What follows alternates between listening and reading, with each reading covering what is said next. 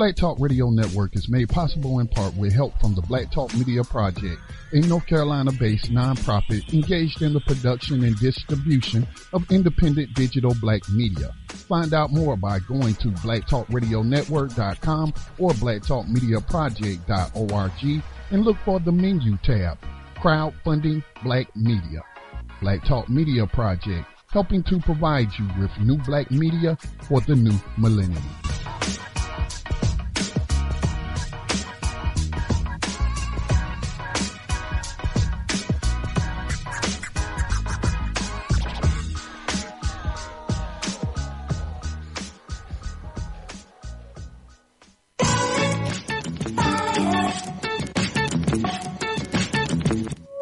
And opinions expressed by callers, guests, and hosts do not necessarily reflect those of the Black Talk Radio Network and Black Talk Media Project. Black Talk Radio is new black media for the new millennium.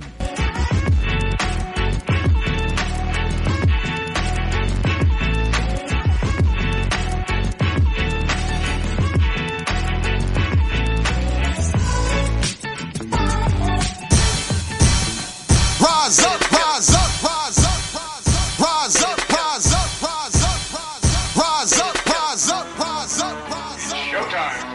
Just lift your eyes up, let your wise rise up. See the signs of the times if it's time. Rise up, rise up. When death and hell dwell among all God's people. When those we chose and trusted have become completely corrupted and inherently evil. When the feast that feeds you starves our father's children. When snuff, porn, and pedo forms begin to get top billing. Rise up. When famine claims millions. When justice... Peace and welcome to New Abolitionist Radio, a program that seeks to educate, inform, and agitate on the issue of 21st century slavery, hosted by social activist and spoken word poet Max Parthas, with New Abolitionist and actionist Johanna Nalaya, and Black Talk Media Project founder Scotty Reed. On this program, we discuss recent news on legalized 21st century slavery and human trafficking, along with projects and people who help combat it. Today is June 1st, 2016, the 95th anniversary of the Tulsa, Oklahoma massacre, and you are tuned into the Black Talk Radio Network. 35 blocks housing 1,256 residences were destroyed. About 400 black people lost their lives. Over 800 suffered injuries, and 10,000 were left homeless. The most prosperous black community in America burned to the ground with attacks by an all-white militia that included dropping bombs from planes on people's homes, public lynchings, and executions. We thought somebody ought to remember this day, and here at New Abolitionist Radio, we will. Tonight's program will be off the cuff, unplanned and organic. It's been an exciting week, and we'll delve into the week's events. Feel free to call in and join us at 1-641-715-3660. The access code is 549032#. Just press *6 and 1 to queue up from the conference line. A rider of the 21st Century Underground Railroad is Marvin Lamont Anderson, who became the 99th person in the United States to be exonerated due to post-conviction DNA testing. He was only 18 years old when he was convicted of robbery, sodomy, abduction, and rape. Anderson was released on parole 15 years later, but it took another 4 years to be exonerated. Our abolitionist in profile is William Wilberforce, 1759 to 1833, the politician. Expect all of that and more tonight on New Abolitionist Radio. Once again, I'm Max Parthas. What's happening, Scotty? What's up, Johanna? I hear you with us, too. Yeah, greetings to you, Max, and greetings to you as well, Johanna. Same old on the grind, man, on that grind. Peace, fellas. Good to be here. Definitely missed your presence last week, brother. You always miss when you're not here, man. Indeed. We're going to make up for it tonight, though. The truth needs to be told every single day, so we're going to keep pushing. Ain't that something, man? I had a little excitement going on. A couple of days ago, we participated, Scotty Reed as well, in the Burn and Bury event once again. Our event wasn't as exciting as it was last year when we had kidnappings going on and police brutality and racism right there at the City Hall. But it was very eventful. We had a wonderful presentation. Yeah, I meant to ask you about that, Max. Because we had John Sims on to discuss, the burn and bury and doing it, making it an annual thing on Memorial Day, every Memorial Day. And, there was a list of people participating, and I didn't even know that y'all were doing that on Periscope. And I saw Max Parthis, name listed there. And so, but I was on air with Black Talk Radio News while you were doing your presentation. But today I was looking for the video because Periscope records it, but I couldn't find yours. Well, there's a reason for that, Brother Scotty Reed. Hey, I guess the only way people are going to find out what we did is if I tell them or if we reenact it. What occurred was, I didn't know until the day before John Sims contacted me and said, can you do it? And I was like, yeah, sure, of course I can do it. So we had 1 day of preparation. The day of the event, we were scheduled to be on at 4 p.m. And when 10 minutes to 4, I turned off my phone and went outside with my wife to get prepared for our presentation, which we had planned out. And apparently they changed our time right about that time to 4:30. So we were on from 4 to 4:30 when we were supposed to be on from 4:30 to 5. And none of it was streamed live. All we had was the witnesses who were here to see us participating in it. What my wife and I did was we started out with a poem by her called False Flags. And then I did an introduction which talked about the history of the Confederate flag and what the people who created it thought it was about. And then finally, we started by burning a Confederate flag, and then we burned all 50 of the state flags while reading the state's mottos and quoting the rate of incarceration, black versus white, in contrast with the population of the state, to show how all of these flags and mottos were outright lies.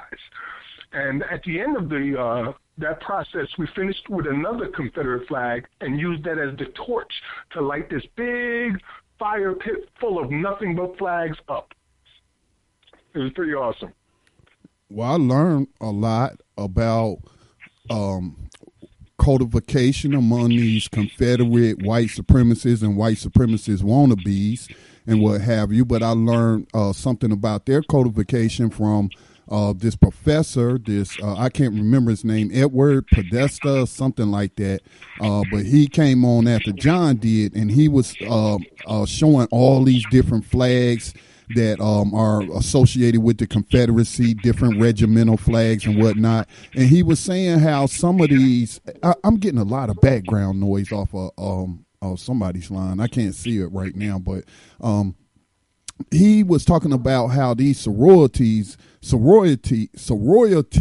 man, I'm not talking right today, or these college frats and what have you, they'll be flying these flags because they don't expect the general public and particularly black people to know, these flags' history and what have you. So you think, that everything's okay on the campus, and then right there hanging on the frat house is a Confederate white supremacist flag. And so, that gave insight into, I don't know what it is. What is it with people's need to, just engage in that sort of inhumane behavior, man, that incorrect behavior like that, and just the lengths that they will go, to codify their behavior and hide it from the public and what have you. So I learned a lot from those presentations. Yeah, I appreciate what you put out in the video as well, giving credit where it was due for the Union soldiers.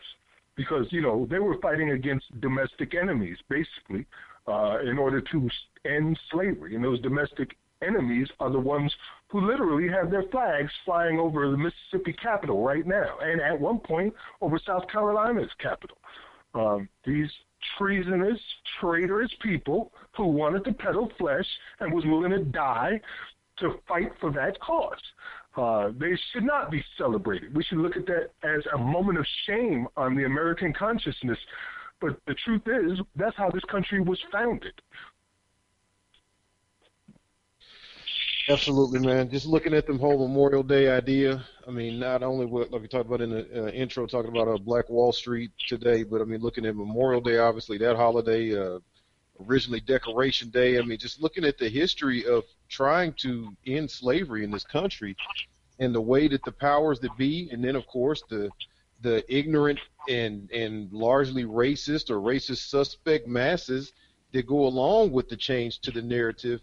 You know, you had you had a war that had black Union soldiers, you know, making moves, man. Like you got to think about where we stand today with, you know, like programs like this, the new abolitionist movement, the flag, taking down the flag and burning the flag movements. I mean, Black Lives Matter, all these different movements and marching and talking and looking to educate people and mobilize people to vote and to participate economically, to make changes, all these different things that are going on. But in that Civil War, you had people, you had black folks that were literally striking blows, like literally armed and trained in warfare, arriving on plantations and pulling white folks out their house and whooping their ass. I mean, this is hidden and covered up history of the actual Civil War.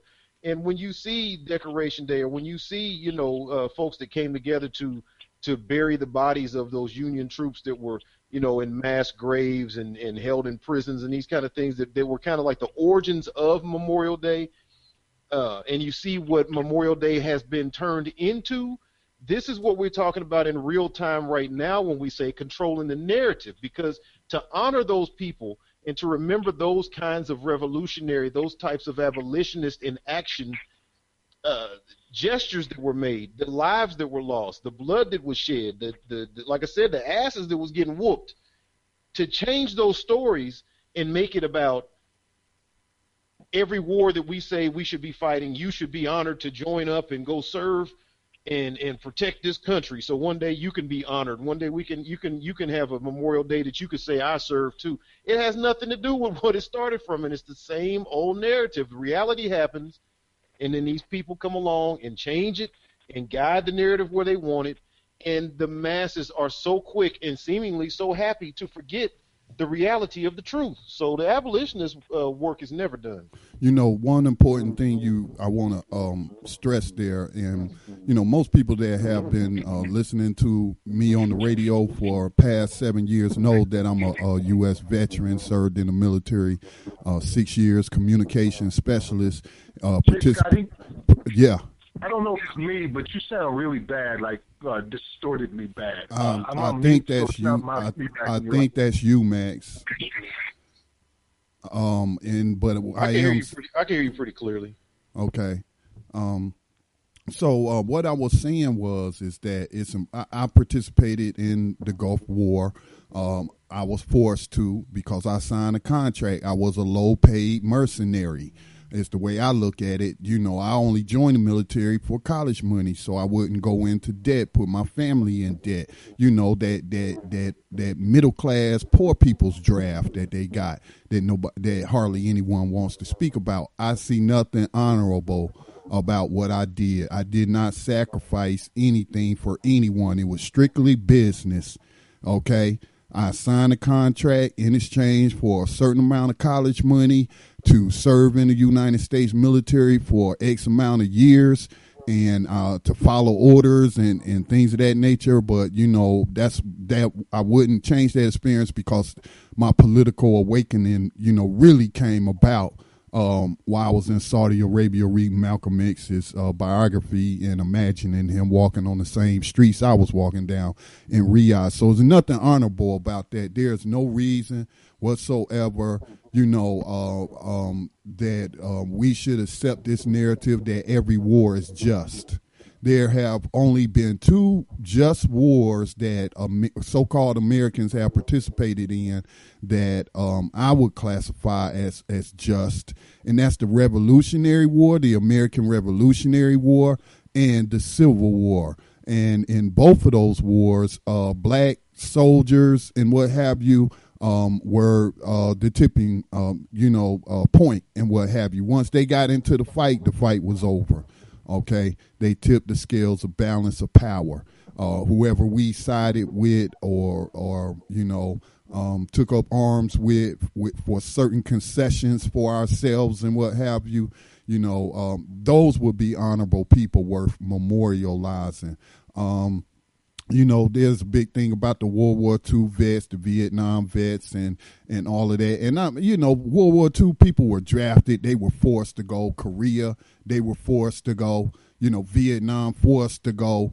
It was only after Vietnam did we, implement a volunteer force where you had the middle class poverty draft and enticing people to come in for college money, either go in debt or sign up and serve your so-called country as a low rent mercenary. So I think it's important that you pointed out, those guys were actually signing up to end slavery. Okay. Not for money, not for a college fund, not for anything other than putting an end to unnecessary evil. We hear about necessary evil. Slavery is just totally unnecessary. All it is about is one individual exerting his dominance over another individual, hold that person in servitude and what have you. So, again, those are the only soldiers that I would be, as a veteran, that I memorialize.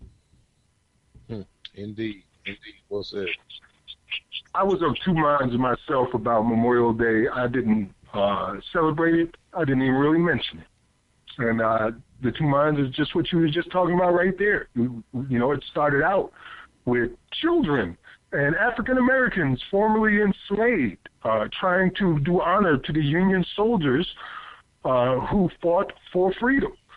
And now it's, as you said, it's progressed to now we must celebrate this military-industrial complex regardless of what they're doing. They can go and destroy nations like Libya, and we're supposed to celebrate them as heroes when they come back.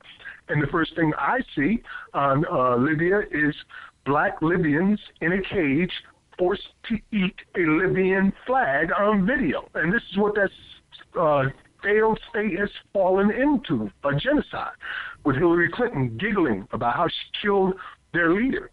And we see the same thing with Iraq and all across the African continent, really. So it's hard for me to say thank you for that, because you're not fighting for freedom. You're fighting for oppression. You're fighting to oppress other nations who couldn't touch us if they wanted to. They don't have enough boats. They don't have enough planes. They have no way of getting to us, and yet we're there killing them, saying it's about freedom and justice for America. And here in America, we've got the largest prison population in the history of mankind on planet Earth.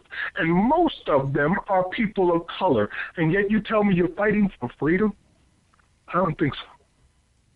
That's the ugly reality I came to, man, while I was sitting in Riyadh, Saudi Arabia during the Gulf War. I reading Malcolm X's biography, just really just took me to another level of consciousness about, the geopolitical moves that are being made by people in power, and then people who are being used as cannon fodder, myself and many, many others. Yeah. Indeed. So from Memorial, go ahead. I'm sorry. Nothing, brother. Go ahead. I was going to say, so from Memorial Day and just talking about the way that has come about to represent, militarization and blind support of us invading and destabilizing any and every country on the planet that is not already down and on board with us, so we can rape their resources and occupy their lands. That's what it comes from. Is an honest to goodness effort from people back in the day that were a part of the war to end. They were in it to end slavery. So you can see the connection. We're trying to abolish slavery and willing to shed blood, willing to fire arms, to go fight hand to hand to do it. And this is what's come of it today. If you don't support Memorial Day, you could get attacked by somebody that would. How dare you not support the troops? And it's like, wow, it's just amazing how the narratives are always changed in this country. So from that to we're going into Black Wall Street more in depth. Sure. Max, did you want to lead us into that topic about Black Wall Street and make the connection to slavery? Certainly. Let me start out by You're coming in real low. Quotes. Okay. Can you hear me? Yeah, we got you. All right, let me start out by reading a couple of quotes from an eyewitness who was there. He said, "The sidewalks were literally covered with burning turpentine balls. I knew all too well where they came from. And I knew all too well why every burning building first caught from the top."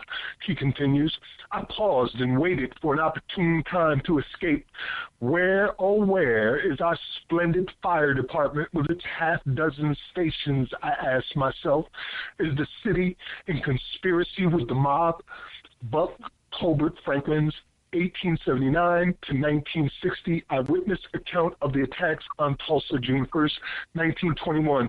He also said, "I could see planes circling in midair.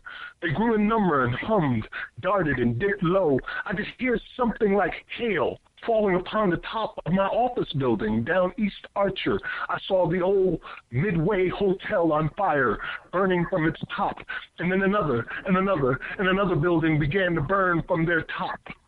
Buck Colbert Franklin, 1879 to 1960. Eyewitness account on the attack of Tulsa, Oklahoma, June 1st, 1921.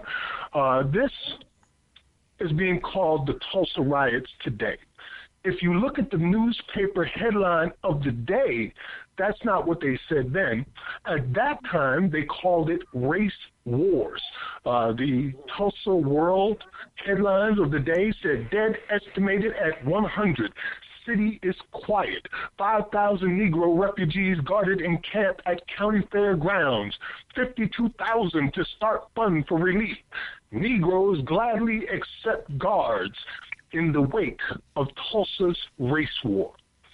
Well, let me tell you something. It was neither a race war nor were they riots.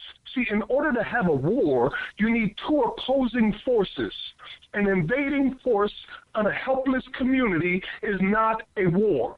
That is simply a massacre, which is what exactly happened. And it was neither a riot because these weren't black people in the streets burning and looting and tearing things down. These were white people. It was an organized, well-armed militia that, as you heard from the reports of eyewitnesses, even had airplanes dropping bombs on the tops of the most prosperous black community in America at the time, Black Wall Street. All of those people, 10,000 displaced. No one has ever faced charges for any of it, not a single person. The only thing I've ever heard about Black Wall Street and Tulsa, Oklahoma is in 2013 when the sheriff of Tulsa, Oklahoma decided to apologize for Black Wall Street. Did they pay any reparations? We remember that day. Today we remember it. They want you to remember 9/11? Screw 9/11. Remember Tulsa, Oklahoma, and don't accept the false narratives. We know exactly what it is. The same people that would do that then are alive today. Their children, direct prodigy, are alive today, being taught the same morals and values and things that they did then. You have to be on guard for that again today. That is all. Indeed, man. Just remembering the day, like you said, and just understanding, just like we just covered the Civil War information and talking about, how the country was split, over slavery, and there was an avenue for our people to go to war, and fight to end it, and how that's been changed around. I mean, the same thing applies to this time period. The country itself has, an entire history of race riots, as they're called.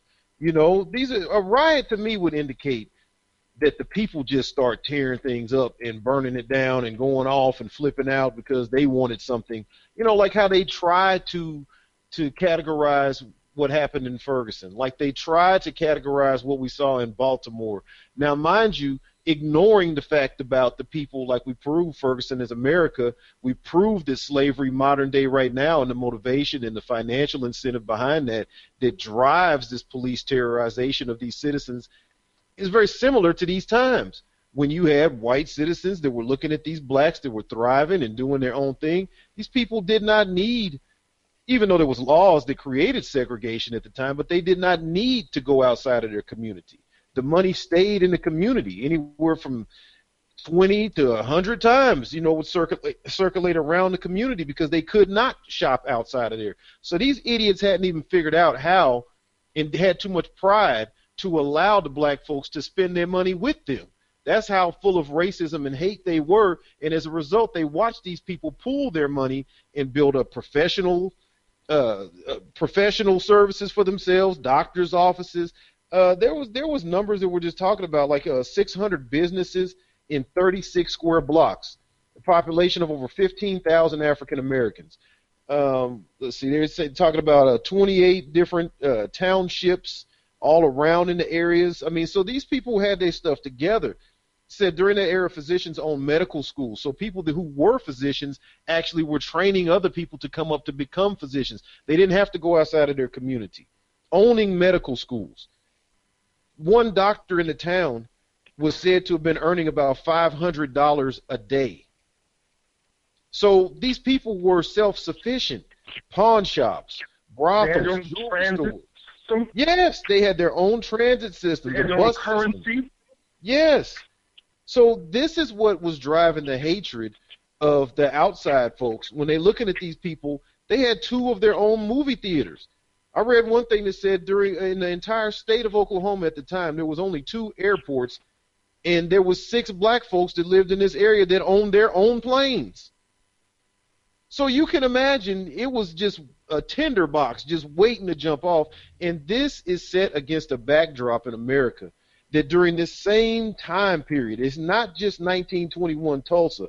If you just go back to Jack Johnson, during that time, they had race riots over him in a championship fight in 1910. And this is the country that had been having race riots for 200 years at least, back to the 1700s, all through the 1800s, and Reconstruction period, Jim Crow period, after World War I, East St. Louis, Philadelphia, Houston.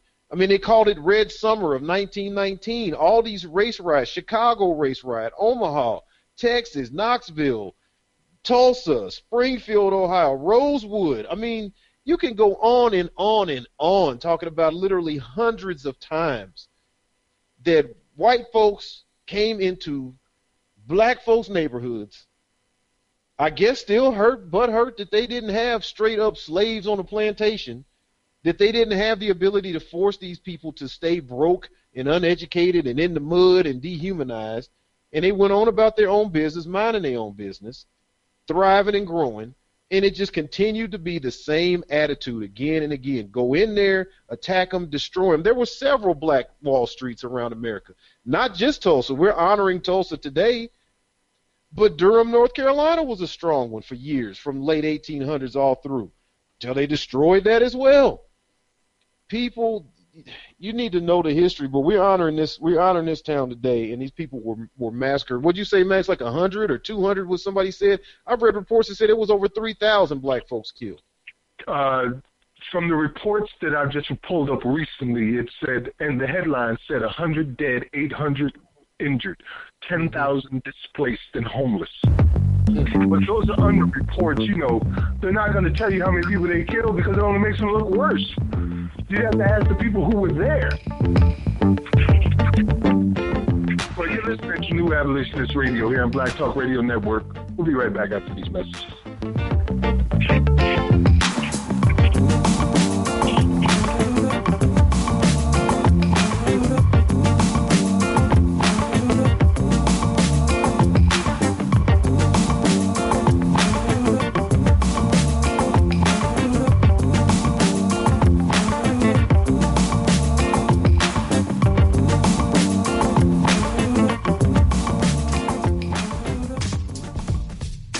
Black Talk Radio Network is made possible in part with help from the Black Talk Media Project, a North Carolina-based nonprofit engaged in the production and distribution of independent digital black media. Find out more by going to blacktalkradionetwork.com or blacktalkmediaproject.org and look for the menu tab, Crowdfunding Black Media.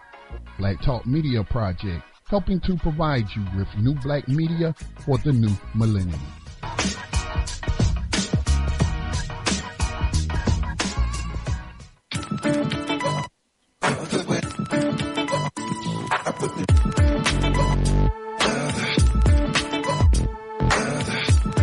You are tuned in to Black Talk Radio, new black media for the new millennium.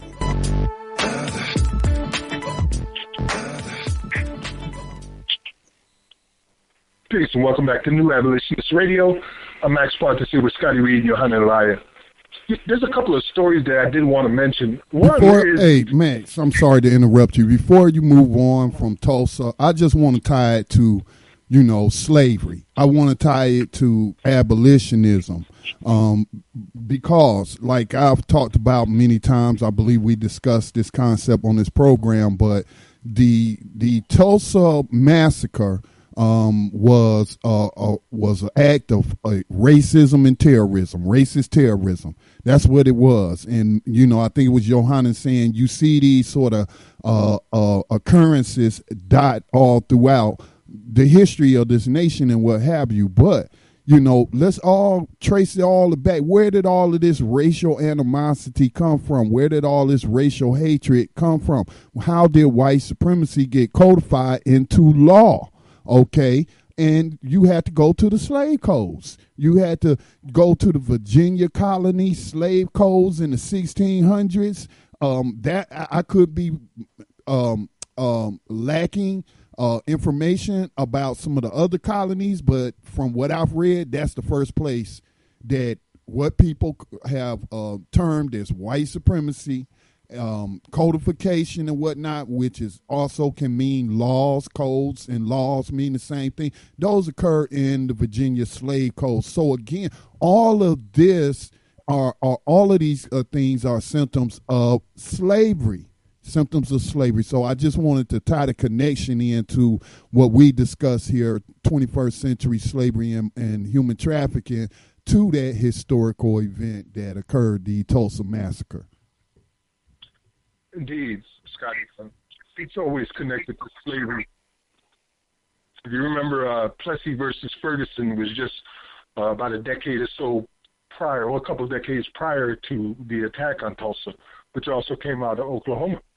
And today there is a burgeoning familiarity with prison for profit in Oklahoma. We just put up a note on New Abolitionist Radio titled Punishment and Profits, A Brief History of Private Prisons in Oklahoma. So not much has changed. And if you remember also, this is 1921. Prison convict leasing didn't end until 1928 in Alabama, allegedly. So we were talking about during the height of convict leasing. More than likely, they just saw them as somebody else to put into their prisons and send to work. I wonder how many ended up in prison for that day. Wow. But you had said you wanted to go into another story, though, Max. I think Scotty tied it all together there. Well, we're going to put up a couple. We put up a couple of links on New Abolitionist Radio for you to familiarize yourself with the history of Tulsa, Oklahoma, and Black Wall Street, and to discard those ideas and words that are being thrown around about riots and race wars. This was a massacre and nothing less done by domestic enemies of the United States upon American soil against American citizens, and no one has ever paid for those offenses, and the only reason they haven't is because they were white. And I dare anybody to dispute that. Indeed. Well, let's move on to some of the stories that have come out in addition. One thing is in the media. You know, I was really excited when Underground came out. I watched that series, and it lived up to everything that I expected of what was going to occur just based on the previews that I had seen. It was something different. that portrayed our people as heroes in this. Even though they weren't the wealthy ones, they were the richest of those when it comes to honor and dignity and survival and handling what they had to handle. So it really gave a new light to the experience through Underground, and I applaud them for that. I had trepidations about Roots. I was hesitant from the very beginning because I thought at this point they're going to come out with something that's going to try to counter the narratives that we have been developing, which we saw unfold in media like Underground. So I flipped on Roots the other night with my wife. I was open-minded. I'm like, we're going to watch this and see what it's like. I didn't get 5 minutes in. In the very opening scenes, they felt it was necessary. I don't know why. It's not explained. But somebody thought it was necessary to explain using Lawrence Fishburne's lips that during this period that Kunta Kinte was growing up, there was an African slave trade where Africans were enslaving each other. And the white men showed up to exploit their greed. Now, I have no idea why somebody would want to insert that narrative at the very start of Roots. It wasn't there the first time around, so why is it there now, where what they're doing, in my opinion, is no more than trying to alleviate white guilt and white responsibility for the slave trade by blaming the blacks for their own enslavement again. Saying, yo, y'all was already doing this to each other. We just tapped into the resources. I've never heard anybody blame the Jews for dying in the Holocaust. I never heard somebody say, you know what, them Jews died, 6 million of them, it's all their fault. They was already killing each other. We just came in and exploited their murderous rage.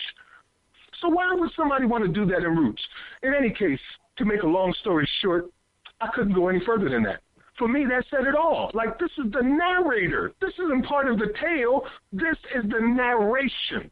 Starting out from the very beginning, telling you it ain't our fault. You did it to yourself. Now go on and watch the rest.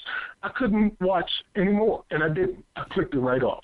Well, sound like your experience was similar to mine. I think I might have been checking out the some of the game between the Warriors and the Thunders that night. So, just checking the score, flipped through the channel, saw Roots. I was like, let me click on this. Watch the scene I saw was Kunta Kinte first, the scene about him, arguing with the dude about what his name was, Toby Kunta Kinte. Then they were out working. Him and this other enslaved African had these barrels that they were loading onto the wagon. And, of course, they were being supervised by, I forget the house Negro's name or what was his name? It wasn't Chicken George, it's the other guy. But anyway, so they dropped the barrel, and then the one enslaved Africans then starts fighting and hitting Kunta Kinte, calling them, you lazy or something like to that effect, blaming him, for dropping the thing, and then they're fighting each other. And then next thing the white racist foreman or plantation overseer is kicking on Kunta Kinte. And then I like, man, I turned it off, man. That's all I could watch. Now, listen.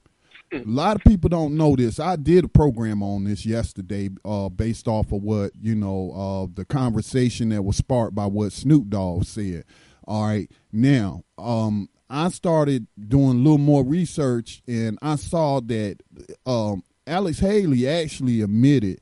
Well, let me read this passage for you. I had read that Roots was plagiarized, that those characters, especially in his lineage and what have you, are all made up.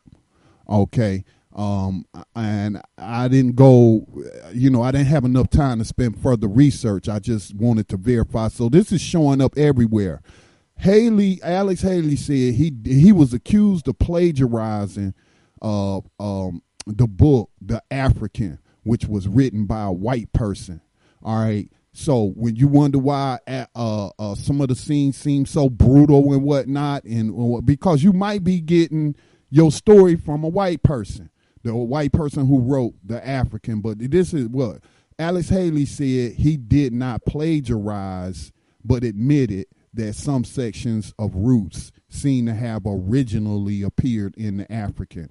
Alex Haley regrets that various materials from the African by Harold Corlander found their way into his book Roots, said a statement by the author that was published in 2011.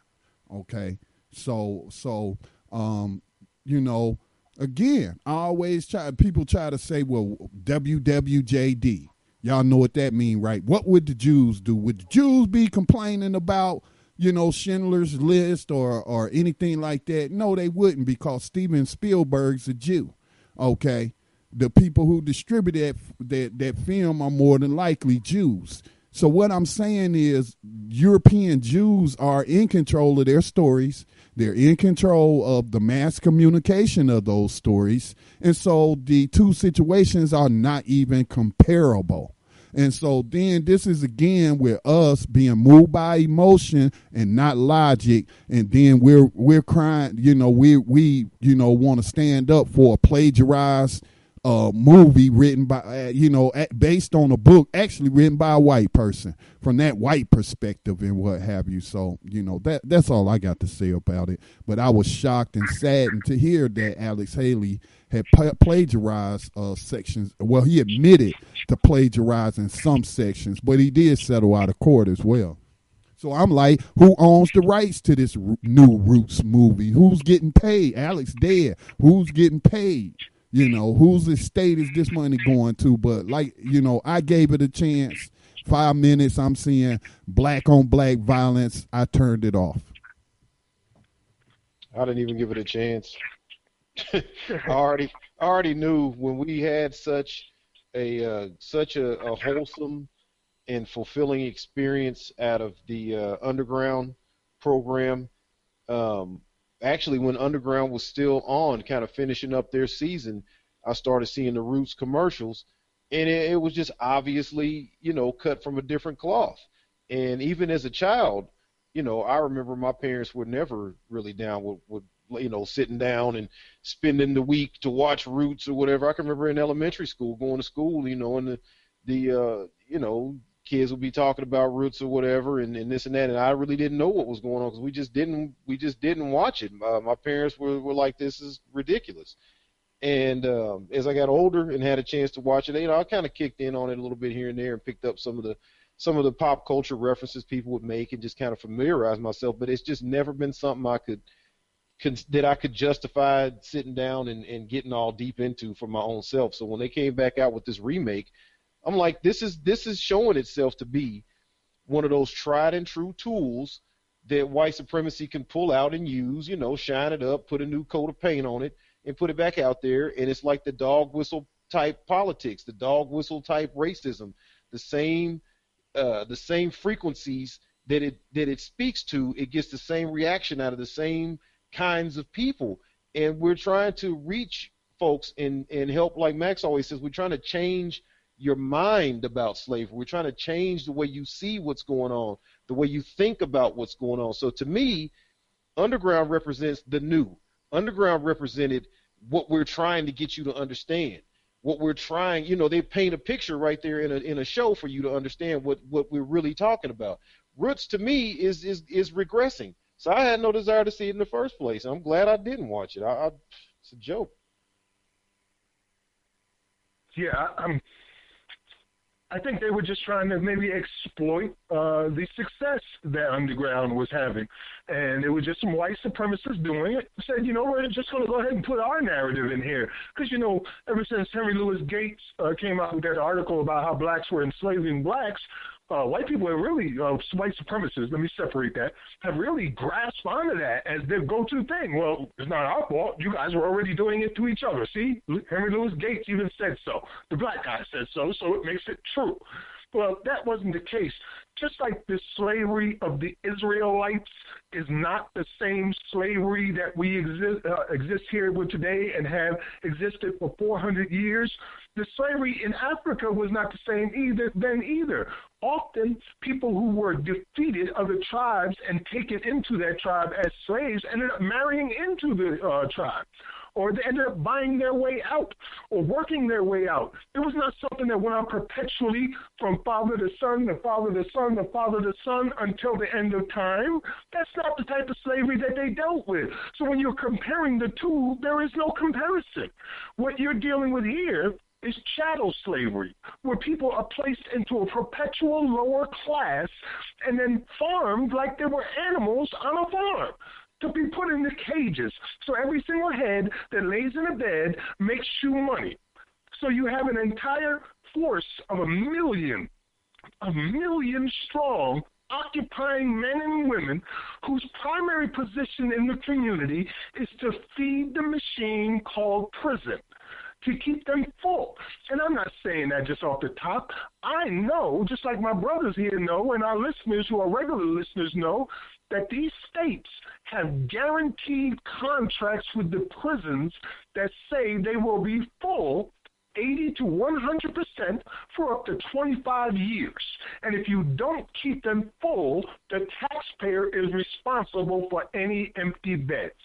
In order to alleviate this taxpayer's burden, which they call a low crime tax, men and women and children are trafficked across state borders to fill contractual obligations of occupancy. So that means that you commit a crime in Hawaii, you're going to end up in a prison in Arizona. So they can keep that 100% occupancy filled. Oh, well, brothers, that's why I say off the cuff today, man, because I could talk all week. Speaking of some of the stuff to talk about, there is another story that I want to mention, unless you guys have one that you want to get on at this point. No, go ahead, bro.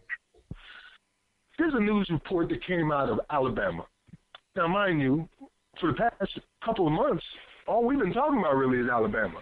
One thing after another, prison strikes, not even strikes, rebellions, people fighting for their life to end slavery, a movement within the prisons and outside of the prisons going on. And consistently you see these different article comes out that shows what's happening in Alabama, like the police force who was discovered to have been targeting African Americans for the past 30 years and were KKK members.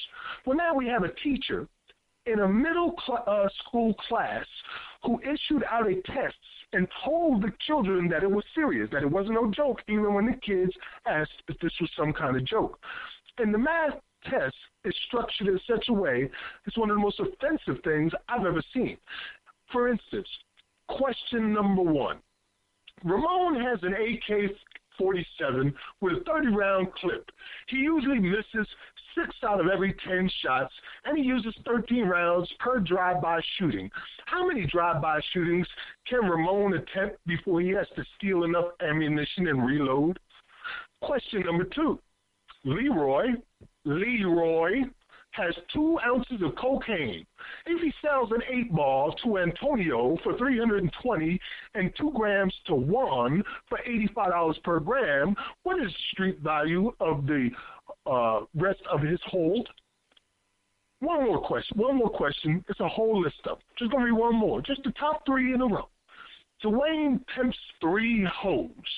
If the price is $85 per trick, how many tricks per day must each hoe turn to support Dwayne's $800 per day crack habit?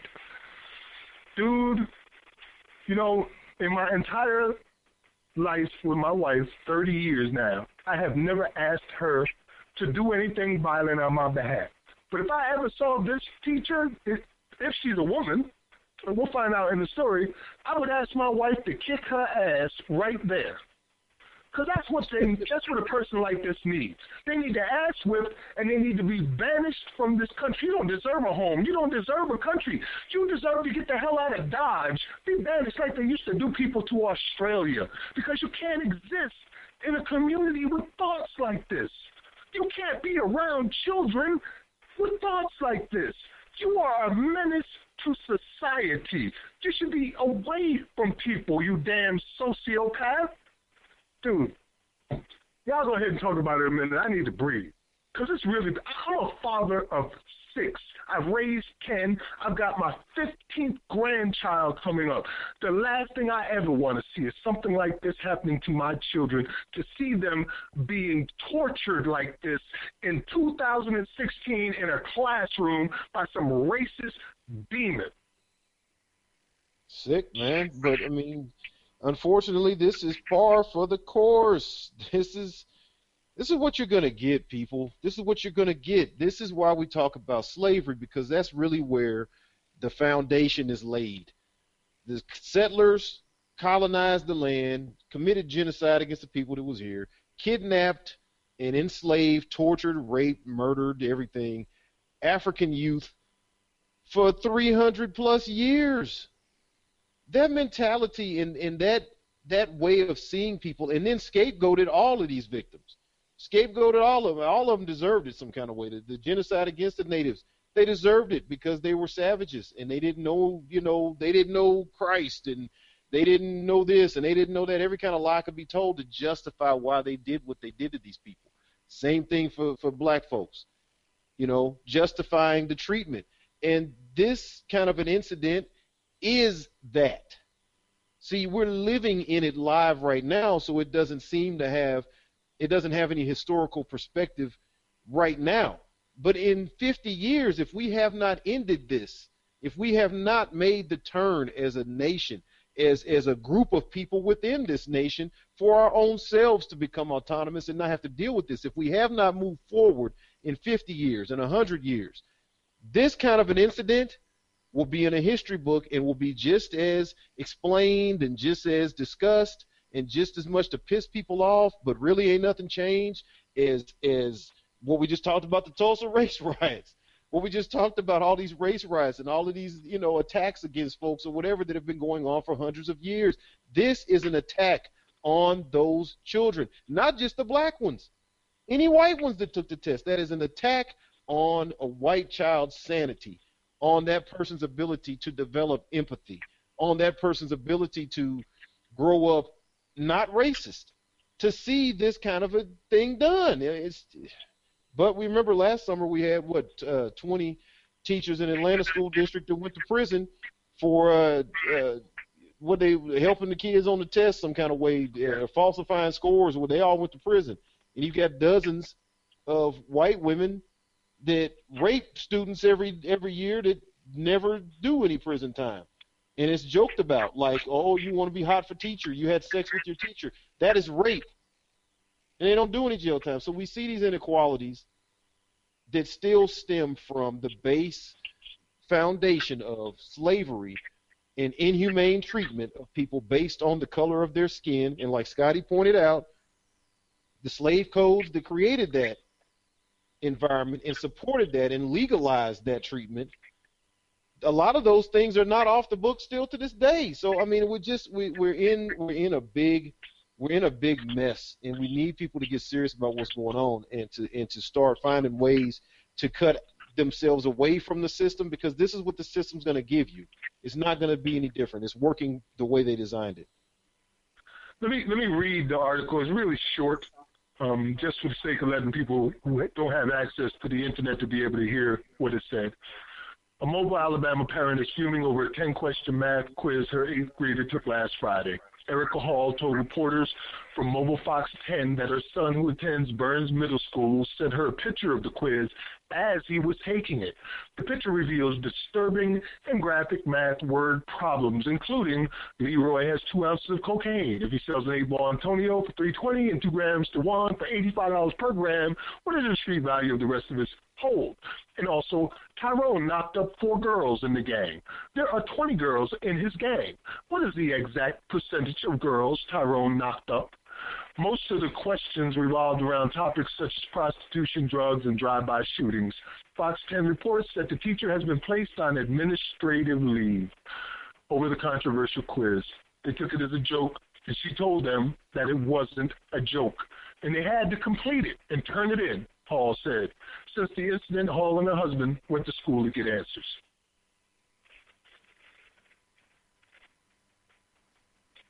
This is how slavery exists. This is institutional racism. You got Yeah. a dozen teachers like that in the community. You think she don't talk at the coffee table with some friends who agree with her? You think she came up with the idea all by her lonesome? Like, oh, you know what I think I'll do? I'll do this. No, she got buddies, and they're part of the education system, and they're torturing our children, and they're pushing this racist agenda into the non-black children's minds as well, creating the division of you versus me at an early age. And while they're still forming their own thoughts. This is what's being fed into them at a public school. We can't have people like this around us. You can't be a cop. You can't be a judge. You can't be a teacher. You can't be a doctor. You might be able to be a lawyer, because lawyers are pretty dirty to begin with. Maybe you can be a lawyer, but not all kinds of lawyers. You can't be a defense attorney, for instance.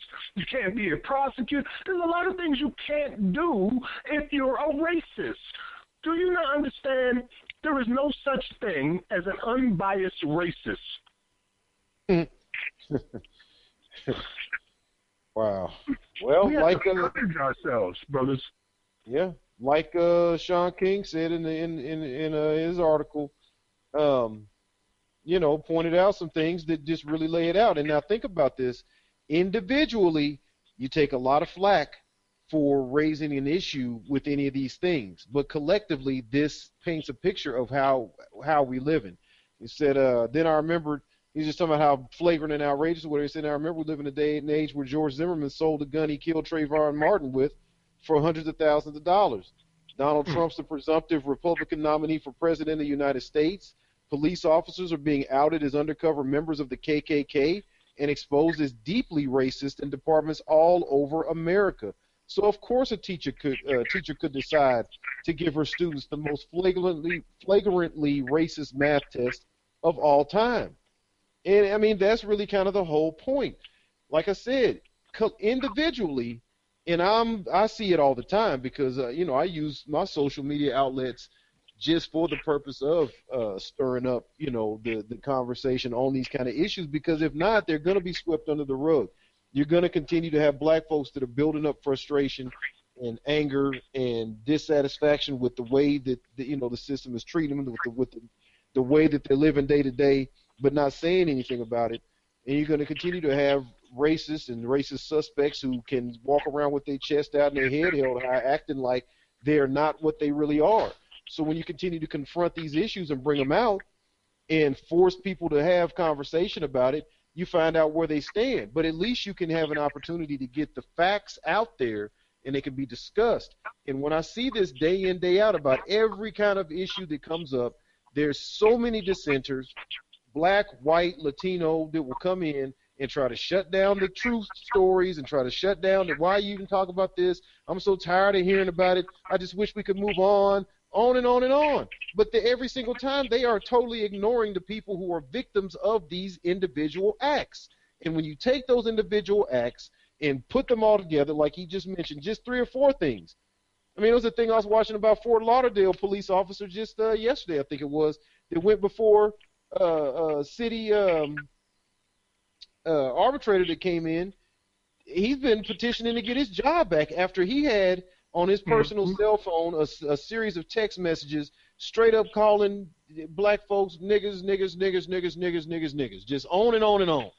He had some kind of video on his phone of some kind, I don't know, I think it might have been like raping a black woman or beating up some black folks or something. This dude had photos of racist stuff and jokes and memes, and he got caught and he got fired. And he went before the city council and the people that would decide to give him his job back or not. And he sat there straight-backed and flat-faced and just squared whatever and said, I had reason to believe, I was told that I had privacy on my personal phone. I was told that nobody would be able to see that or be able to use that against me, so I don't see why I would lose my job over that. I was told that this would not be made public. That's his reason that he wants his job back. He don't even have to say that I was wrong. I shouldn't have did this. I'm sorry. I'm making amends. I'm doing community service. I adopted a black kid. I mean, nothing. He said they told me that this couldn't be used against me, so I need my job back. Did you hear what the chief said in reply? Yeah.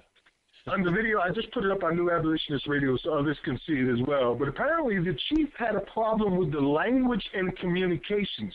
They said, we can't allow this type of language and the communications to be within our officers. See, it ain't got nothing to do with language and communications. You can stop saying racist things. You can stop writing racist things. It doesn't stop you from being a racist. Exactly. You will still enact your racism in any way that you can. If you hated black people yesterday and your police chief said you can't say I hate black people anymore, tomorrow is not going to be a hate-free day. It's going to be the same thing.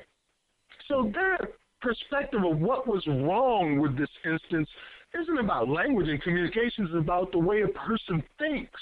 What's in their heart and what's in their mind. You can't legislate hate away. Wow, man. We got our hands full, and again, I can remind people that these things we're discussing is all based on the foundation of slavery. Right. And here's the sad part, bro. This is the real sad part. There's a few people in positions of very high power right now who knows fully well that racism is an illusion, that there is no such thing as black, white, red, or yellow. There are nationalities, but they use that in a way to keep the perpetual money machine of slavery going. What we call today prison for profit and mass incarceration. The real bad part is the people on the bottom only do it because of the color of your skin. You're listening to New Abolitionist Radio. We'll be right back after these messages.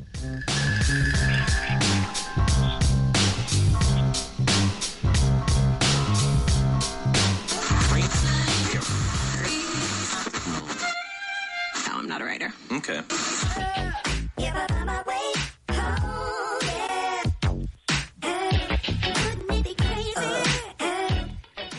Black Talk Radio, since 2008, providing new black media for the masses.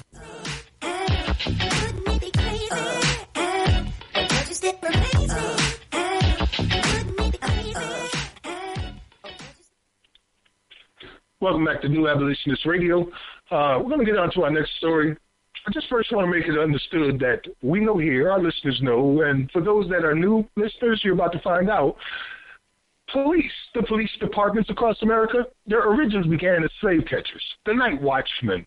That's how they began, as slave catchers. There was a point in history, as a matter of fact, here in South Carolina, where every citizen was required by law to turn in escaped slaves. Everybody was a slave catcher at one point, and if you didn't, you would go to jail.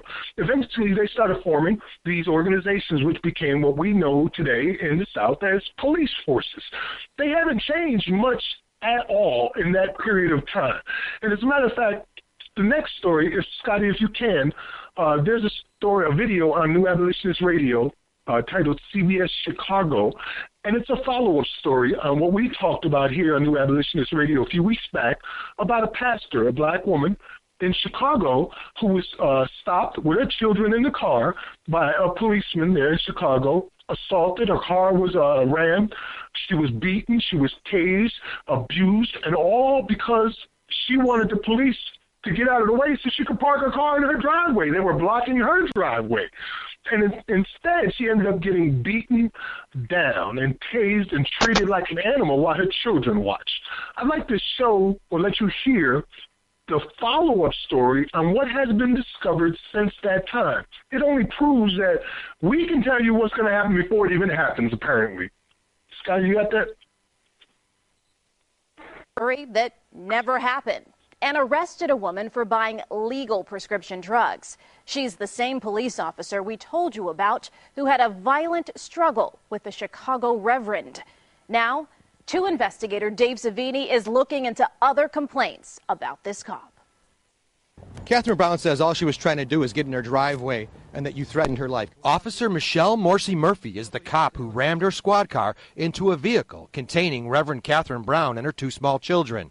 Then used pepper spray and pointed her gun at Brown. It's a sad situation. She needs to be off of the street. Within a year of Brown's incident, 2 other serious cases were made against the officer.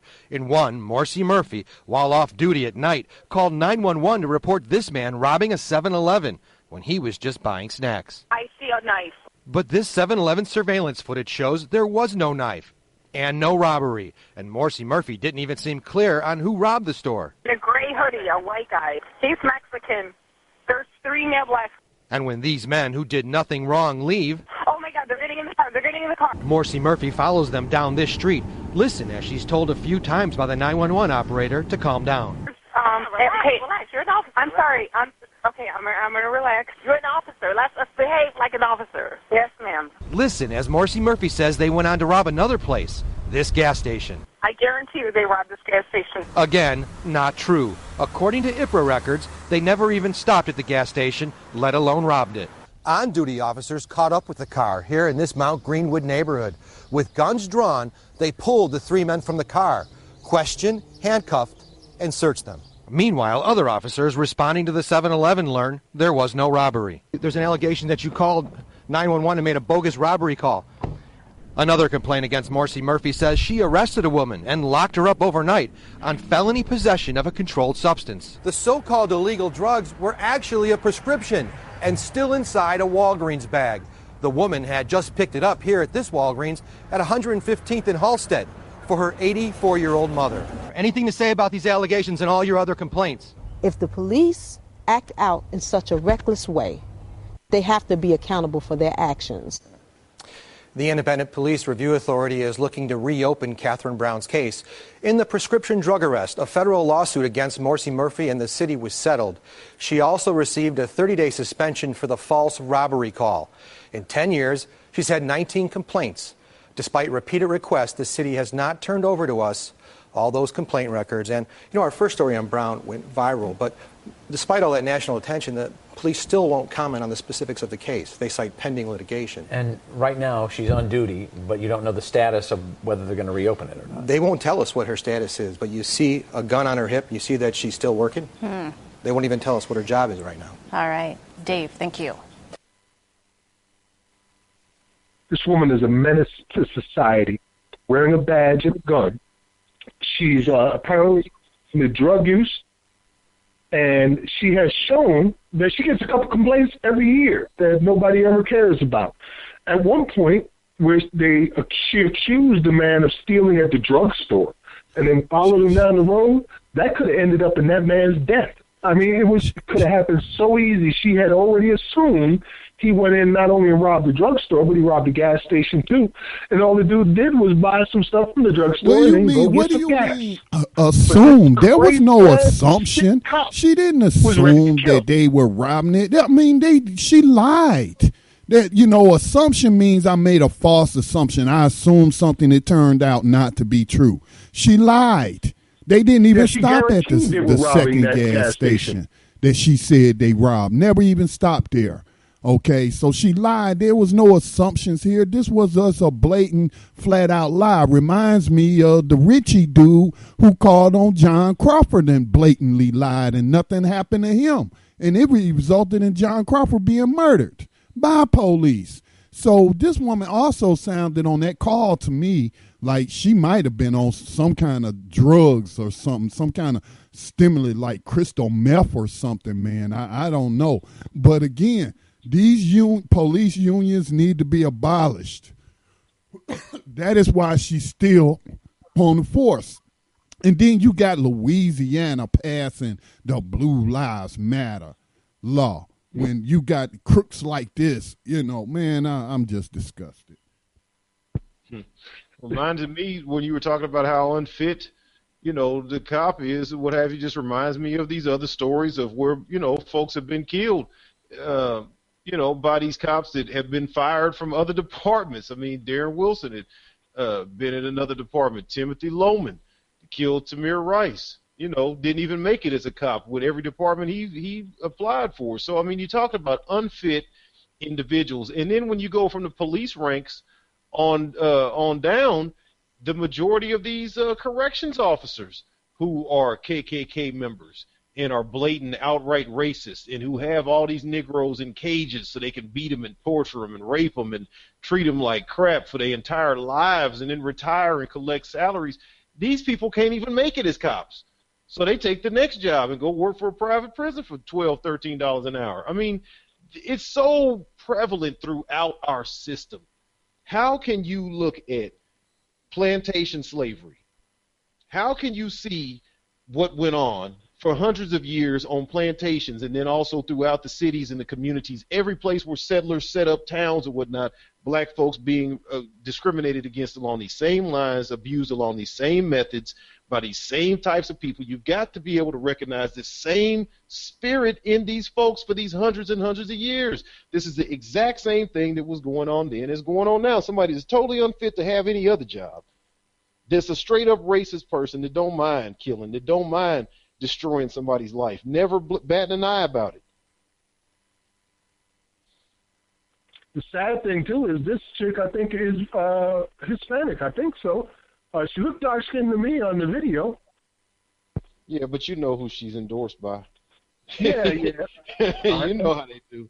They'll get our own what's his name, Sheriff Clark. They'll take like we was talking about on my page the other day, talking about this Anthony Johnson. They'd love to take somebody that ain't all white and have them do some dirt in a heartbeat, if you're willing. And the thing is, our people, and not just black folks, but even with some Latinos, I mean, people can see that racism, white supremacy has yet to be toppled. And a lot of people just lose hope in the fight. A lot of people don't believe that this situation can be changed. So they join the side of the oppressor willingly. They willingly go in because that's the winning side. That's where they want to be. They don't care about righteousness. They don't care about right and wrong. They don't care about a legacy of truth or being some person with integrity. They want dollars. They want a title. They want to feel secure in the system. So they're willing to go do whatever it takes. If that means harassing and macing and beating and robbing and stealing and killing and raping and everything else we've talked about, they're happy to do it. Yeah. Happy to do it. And there's some that just do it without even thinking twice, like to them it ain't nothing wrong. We got 1 million cops. 1 million cops across America right now. And that's thanks to the Clinton's crime bill.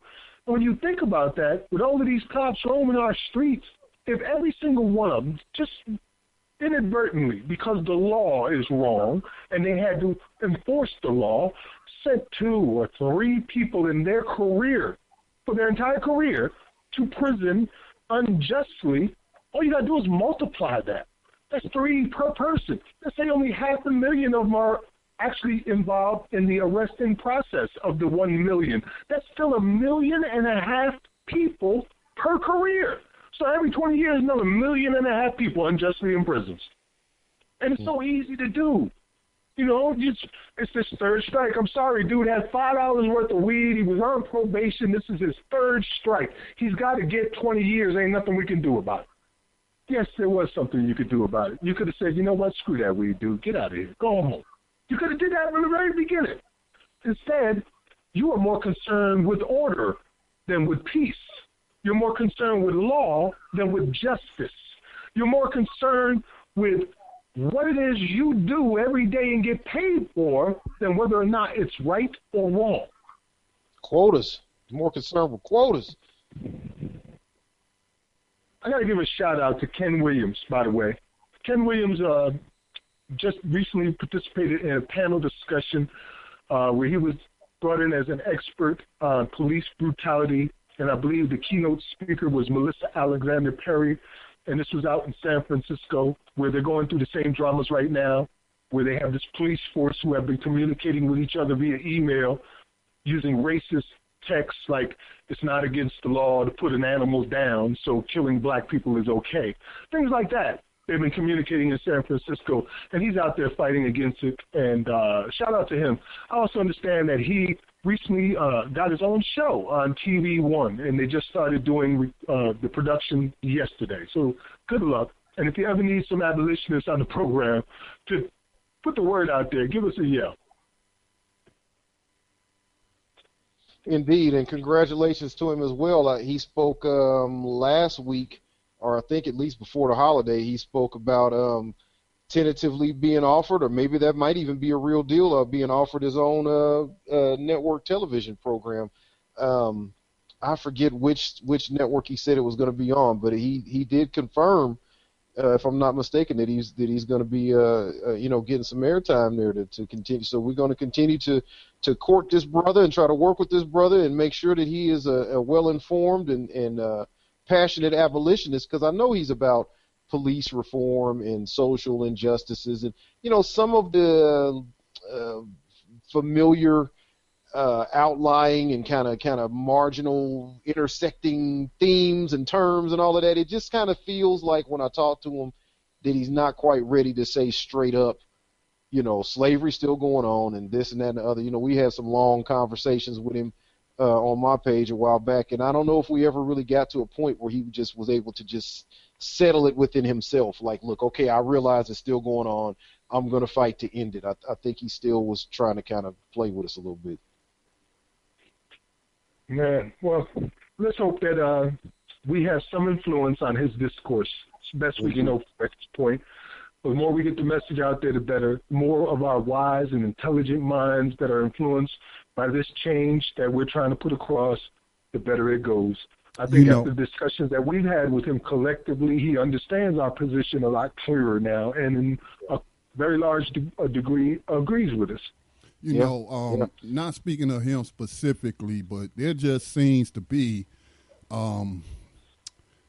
it's like slavery is the evil whose name shall not be spoken.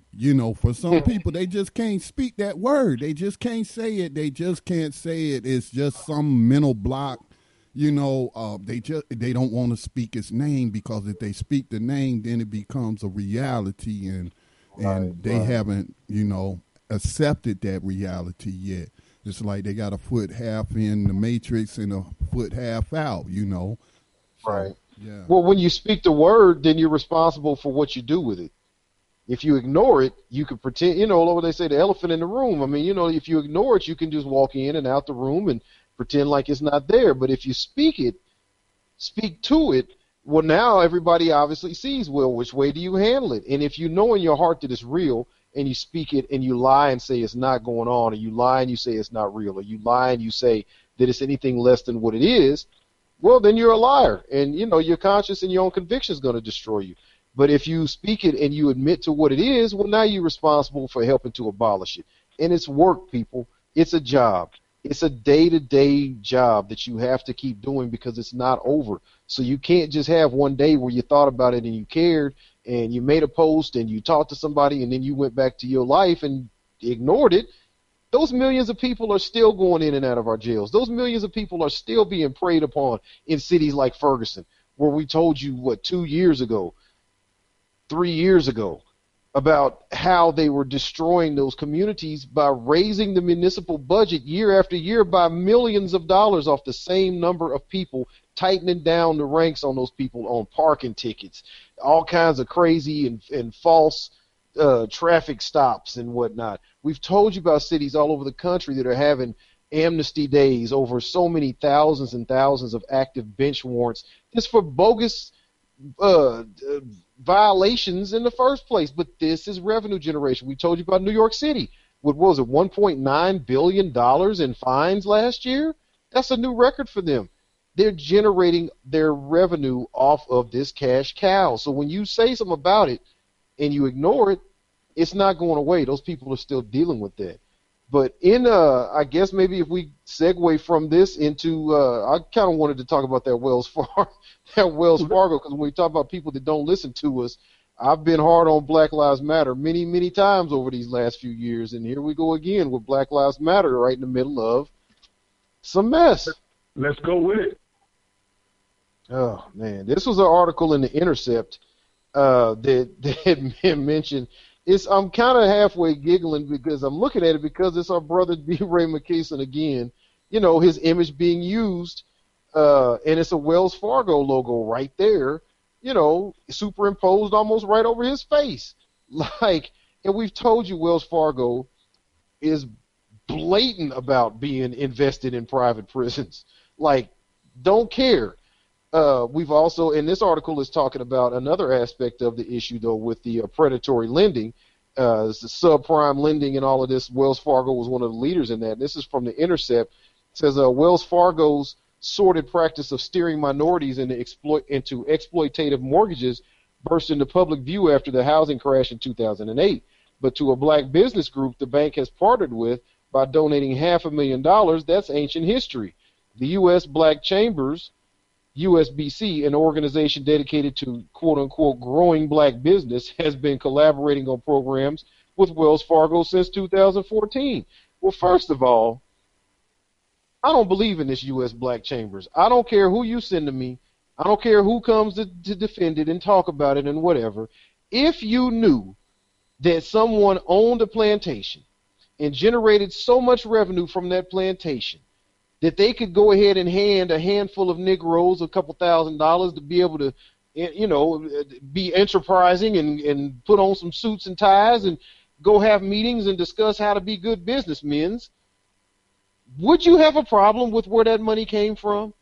So we've told you that Wells Fargo is open and not at all ashamed of their investments in partnerships with private prison slave companies, let alone this predatory lending that's going on, because that hasn't changed. Those loans are still going out like they were before. They haven't changed anything. It's still happening to people. But anyway, back to the story. So USBC, Wells Fargo sponsored a USBC luncheon held last week as a bridge. It turned out to be a bridge too far for some observers. The luncheon discussion was titled "From Black Panthers to Black Lives Matter, the Movement Continues." So here we go with this controlling the narrative, or attempting to control the narrative, BS once again.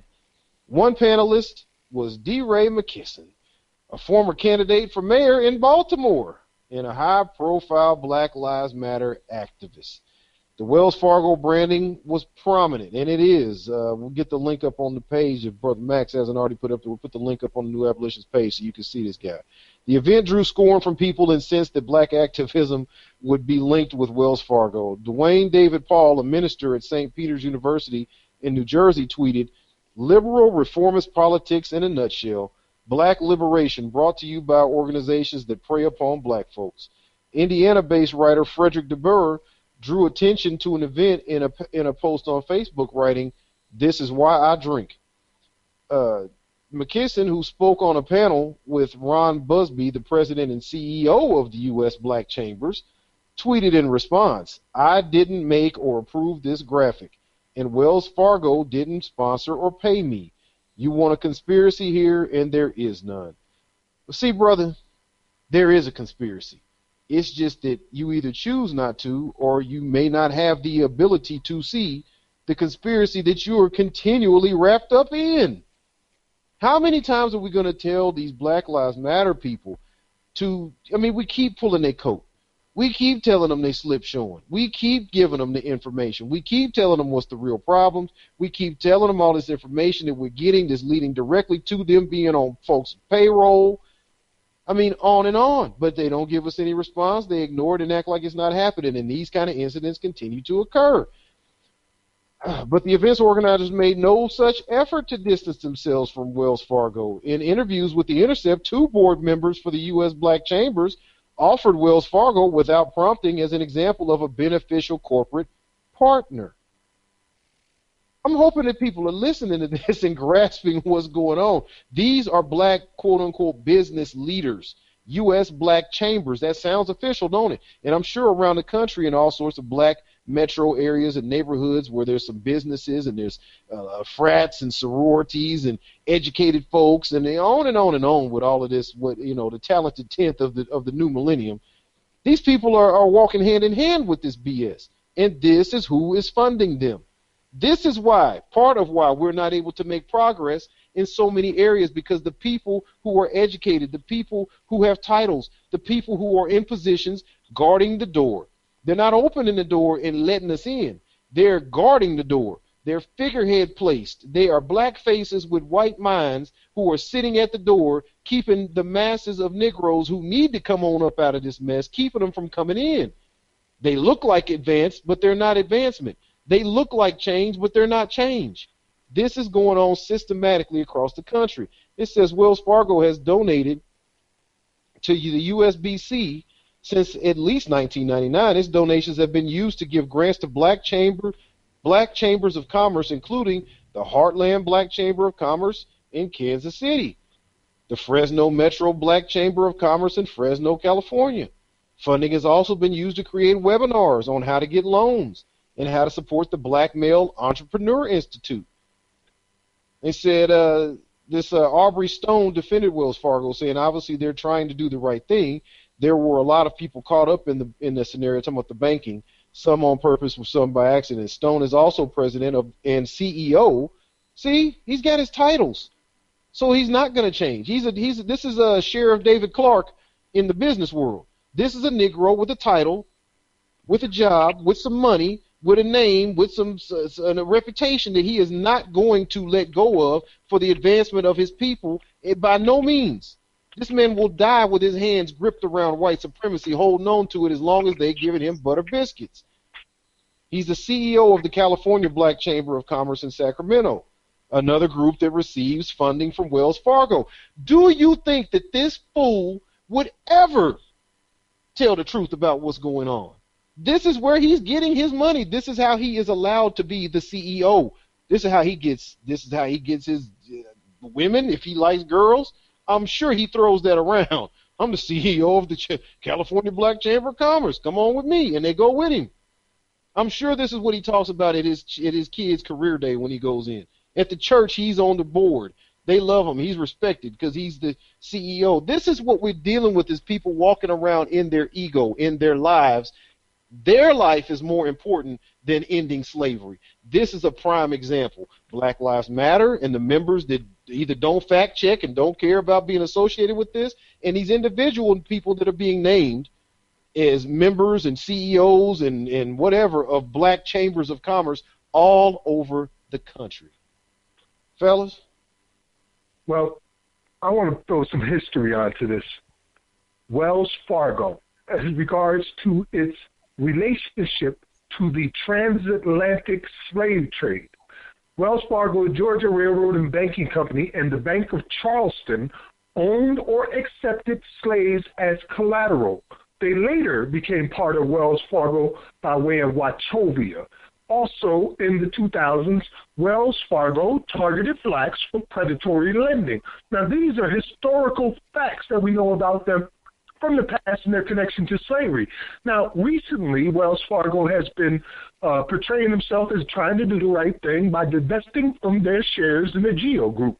And according to Prison Legal News, it says, while Wells Fargo and Company has sold off much of the stock it once owned in private prison company the GEO Group amid a divestment campaign targeting the multi-billion-dollar bank, it has concurrently increased its shares in Corrections Corporation of America. After initially selling off around 33% of its holdings in the GEO Group stock in 2012, Wells Fargo continued to divest from the GEO in the mutual funds it controlled. As of June 30, 2014, the bank owns 7,425 shares of GEO, valued at $272,000. Previously, it had owned 4 million shares. However, Wells Fargo has steadily increased its stake in CCA and owned 1.8 million shares in the company, valued at $37 million as of June 30, 2014. You see the shell game they're playing on you? Oh, we're going to divest from private prisons, no more GEO Group. So they switched from the number 2 private prison to the number 1 private prison and just take it out of their pockets and put it in the next one. They're going to make their money on slavery one way or another.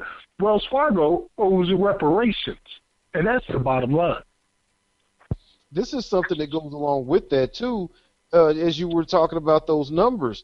They said after they, moved those shares around and dropped some shares of GEO and all that, they said Wells Fargo says that protest and media attention are not the reason it sold off shares in GEO Group. I mean, do you really want to be associated with that right there? To say, now this is a bank. This is not some autonomous entity that just exists without public support. These people need customers to even exist. So to tell potential customers, look, y'all got mad at us and you called us out on what we was doing, and yeah, it's sketchy or whatever. Yeah, we got caught, but that's not why we stopped doing it. Who does that? You catch Denny's spitting in your eggs and they don't do it. Well, we didn't stop doing it because you called us. I mean, who says we didn't stop doing the wrong thing because the people called us out on it? They said we didn't do it because of that. We sold off some of our shares in Geo Group, and these reductions are a part of routine maintenance of our portfolios. According to one of the representatives, portfolio managers are focused on, quote-unquote, doing the right thing for clients and shareholders. So it just turned out that wasn't such a good investment. Eric M. Oja, an equity analyst with S&P Capital IQ, backed that up, saying that such a shift was, quote-unquote, a little of an anomaly, but nothing too strange for a financial institution as large as Wells Fargo. Even though they scaled down investments in Geo Group, private prisons show no sign of diminishing. Now, they also are not just the black folks that's involved in the prisons, but they're, of course, preying on the immigrants that are trying to come to the country. I mean, that's one of their biggest things that they get is the immigration money. So it's just bad all the way around, man. And these Negroes in the middle of it and either don't want to talk about it or too dumb to know. You know, when I think of what we are dealing with today with prisons, it just makes me remember the black codes and how they came to the conclusion that they could continue slavery by simply criminalizing black people. And they would put them in these prisons with other criminals and expect no one to know the difference. You're listening to New Abolitionist Radio. We'll be right back.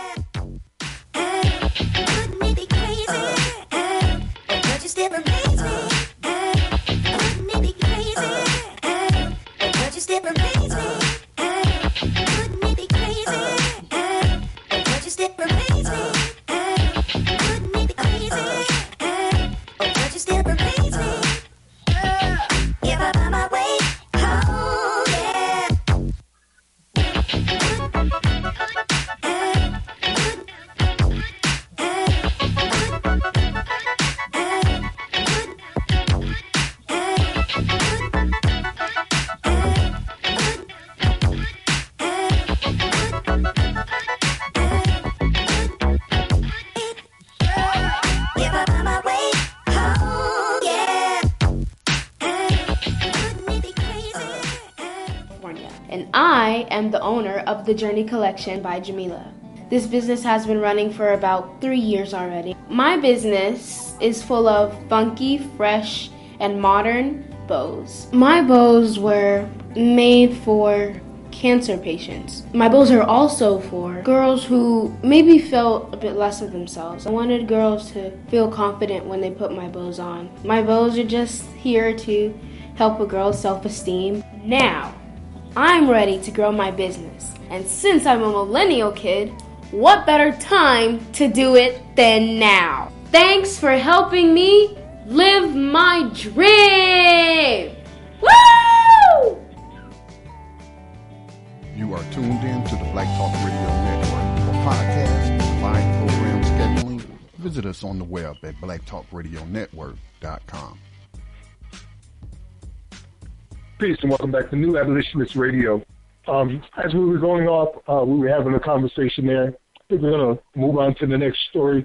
There's a couple of them that I'd like to squeeze in before we move into our final segments. The one, for instance, comes from Crime Watch Daily. It's a video we already have on New Abolitionist Radio. You can find it there. And it's an example of what's being used for children at risk, and it's very much like the Scared Straight campaign. And I'm watching this video right now. I've got it frozen on the scene where there's two black men who are dressed in guards uniforms holding a 9-year-old boy in the air by his legs and arms with his face in a cell occupied by men who are serving time in prison right there. Those men are threatening him, screaming at him. At one point, one of the guards even mentions that he's going to end up in there where they're going to rape him on a regular basis. This is a young 9-year-old boy they're doing this to. Now, see, in the normal world, when a child has a crisis with their identity, what it is they're doing, the wrong decisions that they make, people have an opportunity to take them to psychiatrists, therapists, who will work with them slowly and surely to get a correct thinking Oftentimes, when it's troubled youth, you could do things like take them out of their community and show them beauty in the world, take them to places they've never seen before, give them a reason to be inspired, to want to be more, to do more, to love people, to see other people doing good things so they can follow examples. But in our world, this imperfect world, when you're apparently poor or a minority, you get held in the air by a couple of thugs who are feeding you to sharks and you're 9 years old. Imagine the trauma on a child's life when this is done, and the messages that are being embedded into their heads. There is an alternative, but you chose to torture children. I in no way approve of this type of therapy, if that's what you're calling it. It is a shame and it's disgusting. And along the way, you're admitting to your crimes. Like telling this child that they're going to be raped on a regular basis because as a guard, you must obviously know what's going on in that prison. Some of the inmates who these children, innocent children, who had never been convicted of anything, they were just they were at risk, so they were brought in this scared straight style campaign. They will never be the same. I don't expect them to, but they were put into positions where they were literal murderers, people who were doing time for murder there, verbally assaulting and threatening these children. It's a damn shame, y'all. It's just a damn shame. There's so many other ways to help our kids. Traumatizing them is not an answer. Using fear tactics and torture doesn't help anybody, especially children. Show them there's something better. We got enough money to arrest them. Every child in New York that goes to a private prison is worth $350,000. I'm sure somewhere along that $350,000 line you can find enough for therapy. I don't know. What do you think, guys? I think I have young children, and a lot of what we do and a lot of my motivation is always coming from seeing my son's face, in my mind when I'm applying these horrible situations, like just trying to wrap my mind around them. I see my son's face. I see my son's face in this little boy. And I think of my nephews. I think of, my nieces. I think of little children that I know, in my world or whatever, that are with me. And I think what separates us maybe is not always just even our knowledge of how things are. I think, as we've discussed before, the scientific proof that has been laid out that there are just there's some issues with empathy, and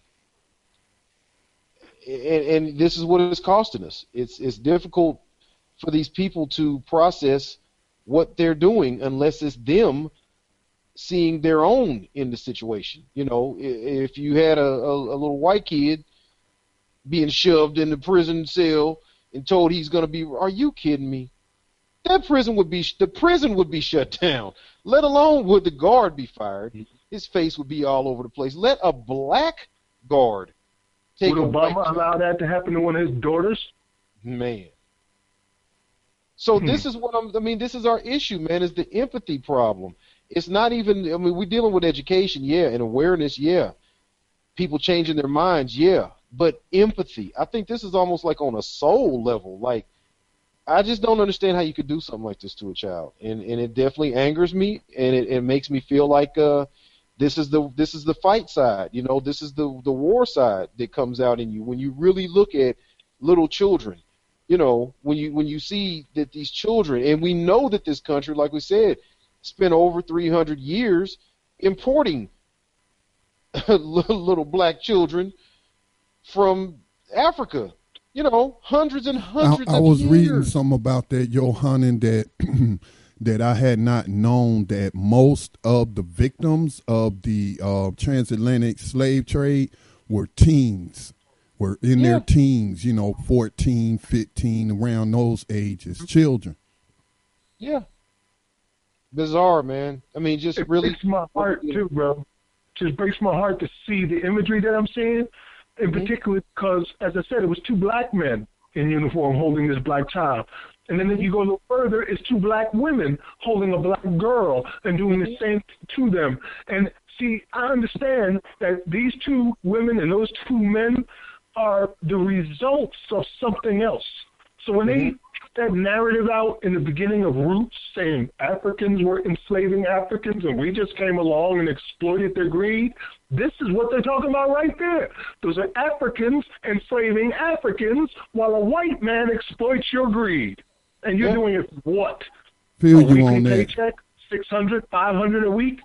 Yeah. So again, there's in my mind no point in debating what happened or who all was engaged in it 200, 300, 400, 500 years ago. When I'm looking at the present, modern day slavery, and everybody is participating. On the GEO group, second largest private prison in slavery. 2 black men sit on that board. We done the stories on the black wardens and stuff who end up getting busted because they go outside of the parameters for permitted legal slavery and try to make a little couple extra butter biscuits behind massa back and what have you. So, I care not to debate about if Africans sold other Africans into slavery and all this and that. And I'm trying to figure out the problem that's going on right in front of our faces. Yes, right in front of our faces. Just the idea that the GEO groups, the subsidiary G4S, is the largest private employer across the entire continent of Africa, says so much terrible circumstances. Well, we got to get into our regular segments with our writers and our abolitionists in profile. Let's just shout out any stories that we might want people to look out for. One I'd like you to check out on our page is Nestle admits to using slave labor in Thailand. That's the chocolate company, Nestle. They make the chocolate bars and all the drinks and stuff like that. They have admitted they're using slave labor in Thailand. Now think about it. This is an American company. If they'll do it there, you can best believe they'll do it here as well. Another story that I would like you to be aware of is there is a new program that is out now that predicts crime in advance. And it's some software that was created, and apparently the software has determined to be racist in itself. So you might want to check out that story. Any other stories, fellas, you guys want to shout out to the people? Well, just one quick one. You mentioned the chocolate and what have you. I've been seeing some stories that, we're talking about slavery, and we're not slavery deniers, but we focus on legalized slavery as practiced by state actors and corporations and what have you. But these corporations are also in other nations working with other individuals and whatnot to enslave people outside of convictions of crime and what have you. So I just want to say, because I saw an article said that Africa produces 95% of the world's cocoa, but they only get 5% of the profits, So, yeah, man. And those are little African children that are producing that. All of these resources, digging in the ground with their hands to get diamonds out, digging in the ground, going down in wells and in caves and mines and whatnot to get the resources out with their hands, naked so they don't steal. The folks that's stealing, making them do it naked and making them search them and all this. Little children so they don't steal. In the cocoa plants, little children carrying the heavy weight of these bags and dragging this stuff, and they got to make weight just like on the plantation days. Little children got to make weight at the end of the day. Folks, this is really going on for real. And, I mean, it's you got to change your mind, like Max says. You got to change your mind. Got to change your mind. I got one more thing I want to give to you. Maybe it'll change your mind. There's an instance in a jail where a man was arrested. Again, he was paralyzed by the police, throwing their knees in his back, tossed into a jail cell, and left there for 5 days to die. He asked for water, and they would toss it over to the side of him. For 5 days, they put food there, which he never touched, couldn't move. He begged for help, and these people came and went, denying him any help whatsoever until he eventually died. This is something that you would see during the Holocaust or somewhere overseas you would expect. but it's really happening right here in the United States of America by heartless individuals who are doing this every day for nothing more than a paycheck. So check out that video. If that don't convince you that we need to change our minds right now, nothing will. Going to move into our rider of the 21st Century Underground Railroad. We want some good news for a change, somebody coming to freedom. And this week it is Marvin Lamont Anderson.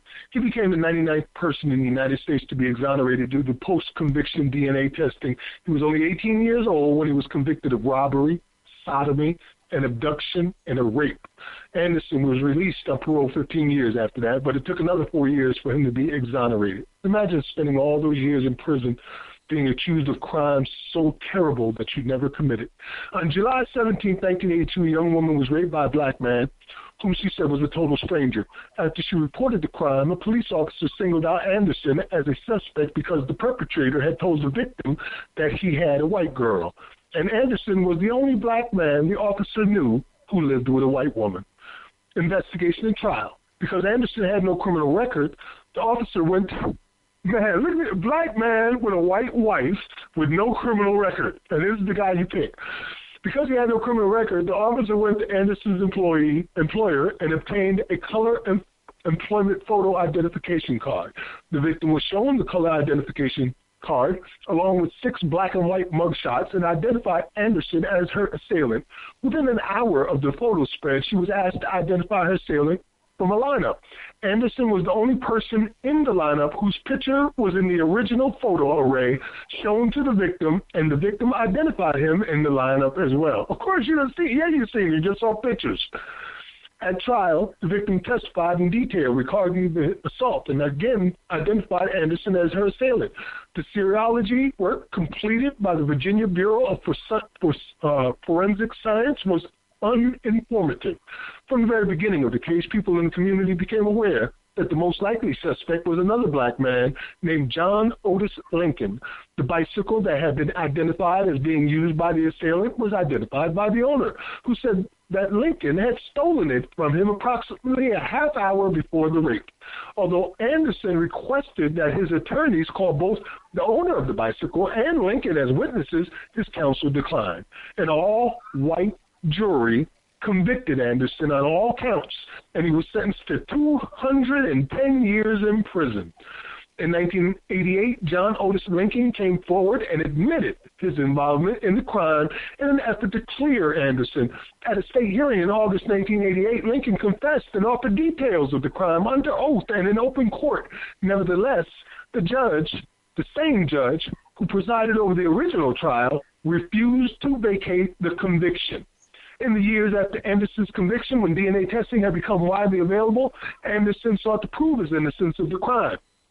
After his lawyers were told by the police, prosecutor, and court that the rape kit and its contents had been destroyed, Anderson contacted the Innocence Project, and his case was accepted in 1994.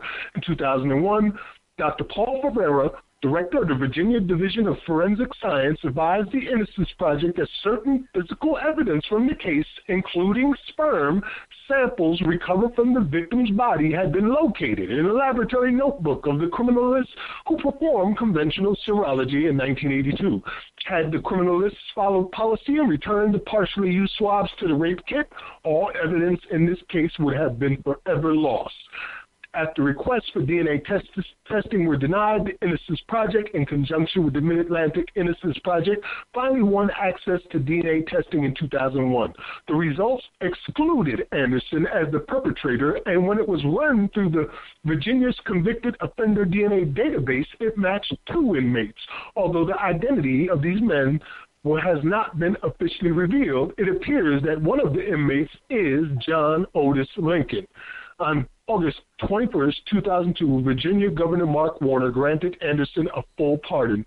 He had spent 15 years in prison and 4 years on parole fighting to prove his innocence. And we here at New Abolitionist Radio salute you and welcome you to freedom, Brother Marvin Lamont Anderson. Salute. Salute. Man, the same judge said no.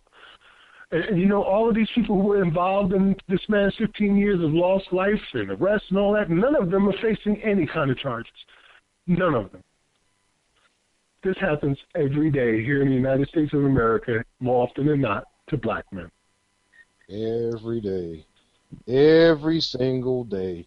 And not just, I mean, of course, to black men, black women, black children. But also, there's some people that maybe will never be able to care because we said black, whatever. But also, this is happening at an alarming rate, like we remember our abolitionist brother, George Mallinckrodt. This is happening to the mentally ill in this country. And this country has a mental health illness epidemic. We're not talking about a cottage industry here, people. We're talking about a nation that has, I think the total last I read was something under 36,000 or 37,000 people with mental illness issues that are actually in state care across the country, but nearly 400,000 mentally ill individuals who are locked up in state prisons around the country. So this is how we're dealing with the homeless issue. This is how we're dealing with mental illness issues. It's throwing people in prisons. And you can best believe if we're reporting on and you seeing hundreds and hundreds of exonerations of people that aren't even mentally ill that are getting, regular folks that could to some degree or another try to defend themselves, that have their wits about them, that have family and friends that could vouch for them and alibis and jobs and lives and have never done anything like this and just get thrown in there. What do you think is happening to mentally ill people? It's an epidemic that we still have not uncovered of innocent mentally ill people locked up in these prisons in America. Man, y'all better get active and do something to turn this around, or this place can't stand. Can't stand. Well, we need to move on to our next segment. We only got a few minutes left, so we'll try to squeeze it in. There are two links that I had for our Abolitionists in Profile. I'll read the one that's talking about a movie coming out with him included, and I'll post the more lengthy history of this Abolitionist in Profile, who is William Wilberforce, 1759 to 1833, known as the politician.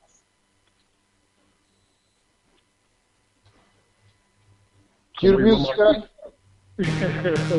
Wait, what about me?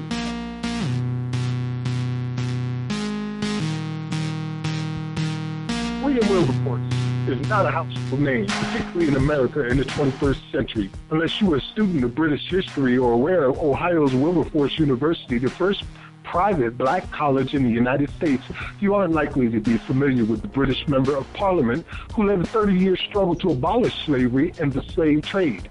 That might change in the coming months with the nationwide release of the movie Amazing Grace. The film was to have been shown Friday, a week ahead of the official release at Wilberforce University. Starring Lone Gruffudd in the title role, the film is directed by Michael Apted, coal miner's daughter, The World Is Not Enough, 49 Up, and features an esteemed cast, including Albert Finney, Michael Gambon, Rufus Sewell, Ciaran Hinds, and African singer Yosal Nidor, as real-life characters taken from the history books. How far the film's distributors will have to go to build an audience for Amazing Grace can be seen by the fact that even Gruffudd, who grew up in Wales, admitted in a recent phone interview that I was sort of ignorant that Wilberforce was the reason why the Slave Trade Act came into fruition. I was educated myself by reading the script and going on to play the part. But added the actor, who is probably best known to American audiences for his starring role as Reed Richards, a.k.a. Mr. Fantastic in Fantastic Four, and as Horatio Hornblower in the series of important TV movies, I'm sure the film will be educating a whole new generation of people toward this subject. The subject is the effort by British abolitionists from the late 1780s through the first decades of the 19th century to persuade the British public, or at least the male property holders who were the only ones allowed to vote, to end slavery in the British Empire for tactical reasons. They decided to first attack the slave trade and then take on the issue of slavery. Wilberforce, the son of a wealthy merchant, was already known as a brilliant orator and deeply pious man when radical abolitionist Thomas Clarkson Sewell, a former African slave named Olaudah Equiano, and others approached him about joining their cause and leading the fight in the House of Commons. According to the movie, Wilberforce was encouraged in his endeavors by his good friend Prime Minister William Pitt, the younger Benedict Cumberbatch, and his minister John Newton, a former captain of a slave ship who had renounced slavery and entered the ministry. It was Newton who wrote the famous hymn, Amazing Grace, which is featured in the song. We here at New Abolitionist Radio salute you. Salute. Salute.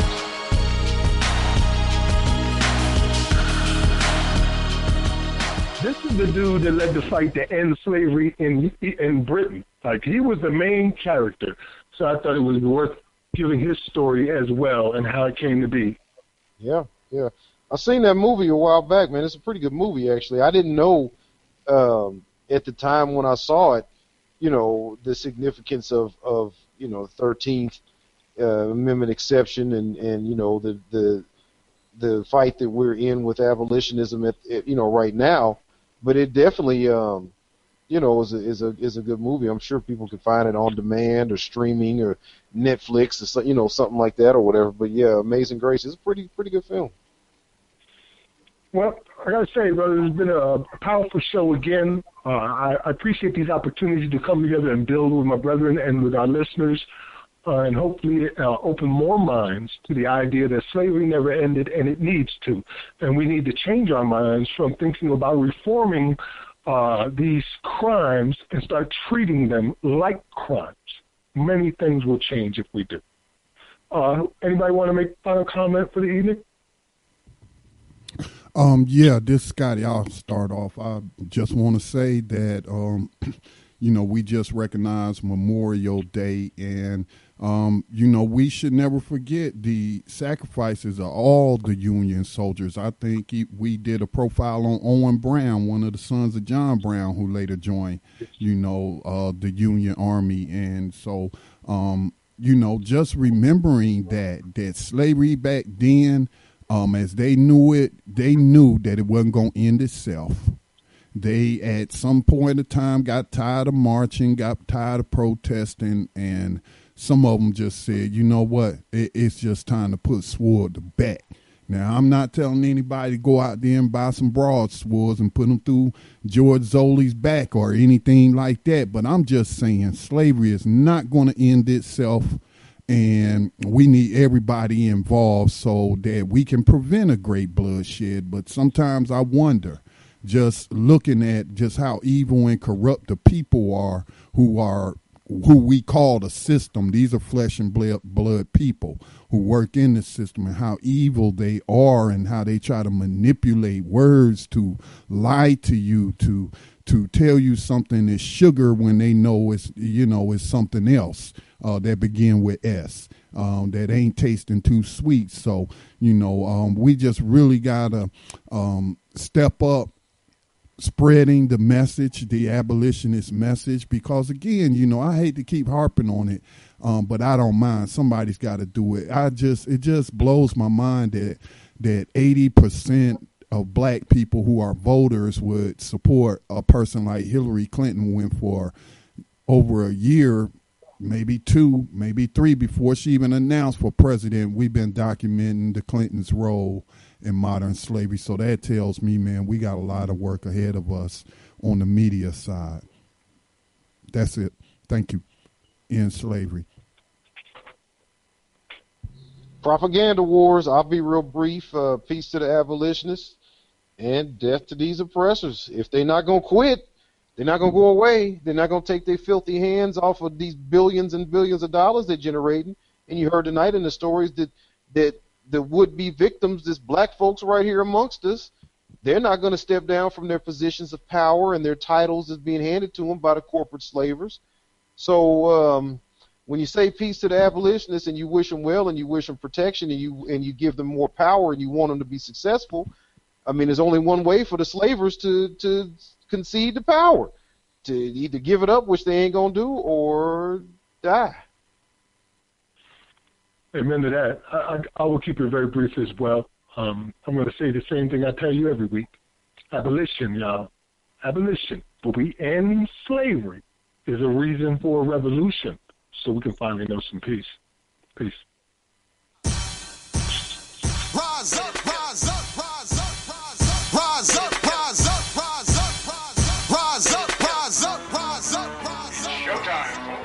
Just lift your eyes up, let your wise rise up. See the signs of the times if it's time. Rise up, rise up. When death and hell dwell among all God's people. When those we chose and trusted have become completely corrupted and inherently evil. When the feast that feeds you starves our father's children. When snuff, porn, and pedo forms begin to get top billing. Rise up. When famine claims millions. When justice gives blind eyes to billions. When the Lord's anger is no longer feared. If his protection